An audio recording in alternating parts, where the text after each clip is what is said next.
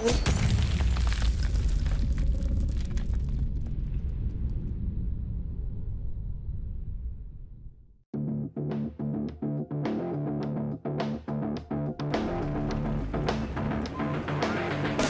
everybody, HP here. I'm back from holiday and kicking things off with another episode of T.N.T, a thoughts and tactics series for Battlefield 4. Today I would like to talk about a few things that I'm sure will be second nature to most of you, but I still see many people that make these very basic mistakes every day. There are too many of these to cover in one video, so I'll be revisiting these from time to time. Let's jump straight into it.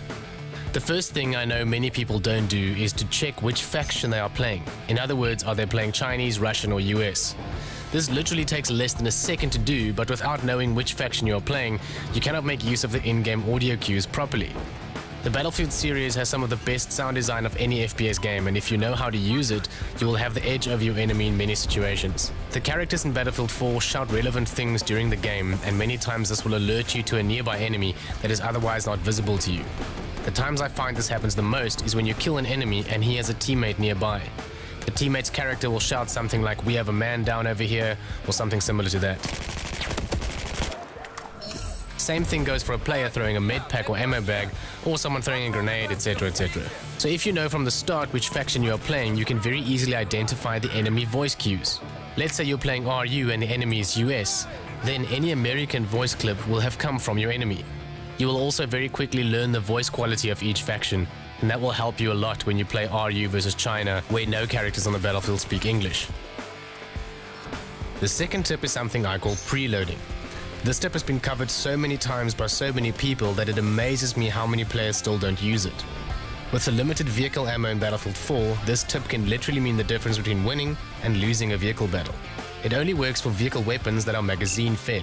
In other words, any 25mm or 30mm cannon on any vehicle, Zuni rockets, attack heli rockets, stuff like that. It won't work on weapons that are loaded one round at a time, like a battle tank's main shell or TV missiles. All you do is fire one round as you get in the vehicle or as you reach full capacity after a reload. This triggers the next magazine to start preloading, which in essence gives you a full extra magazine, which will certainly win you a fight against someone that has not preloaded their vehicle.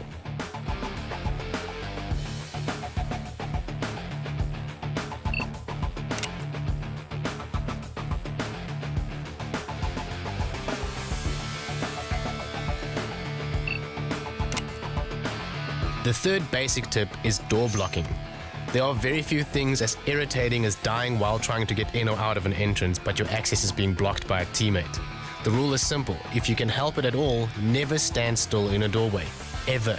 If you have to engage an enemy through a doorway, simply take 1 or 2 steps to the side or back so that the actual doorway itself stays clear for your own teammates to enter and exit without you blocking them. Fourth on our list today is premature parachuting. Although this may sound like sexual advice for teenage boys, it is in fact a slightly more advanced tactical tip, but one that is very easy to use. I so often see players unnecessarily pulling their parachute while jumping from a fairly low height, and in the process exposing themselves visually and audibly. When someone deploys a parachute, there is a very loud sound as the chute opens, and the actual parachute is visible from pretty far away.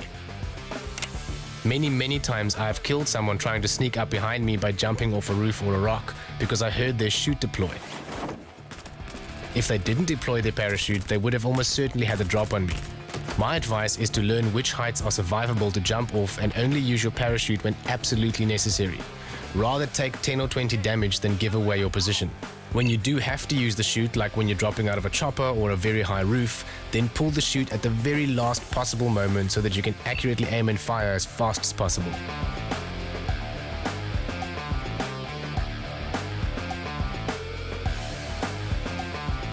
The last basic tip for this video is one that has been around for what feels like an eternity.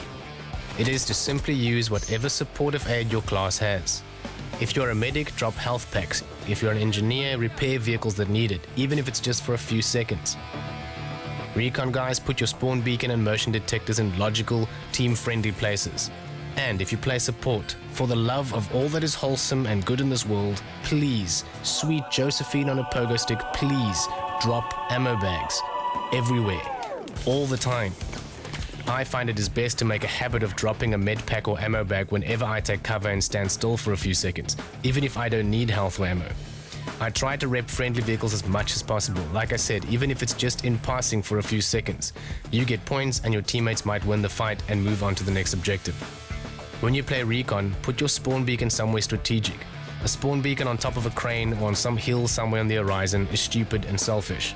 Try and place your beacons under cover as well so that your poor squad mates don't spawn parachuting in the open like clay pigeons for the enemy to use as target practice. Inside a container or a building that's out of the way is perfect. Put your tugs in smart places where it'll spot enemy pushes, not 2 steps away from your body. And that brings us to the end of this episode of T.N.T. I hope you guys enjoyed it. I would love to hear what small basic tips you guys have that I might cover in the next video. I know I still have quite a few more I'd like to do. If you did enjoy this content and you'd like to see more, hit those like and subscribe buttons, and I'll see you guys in the next one.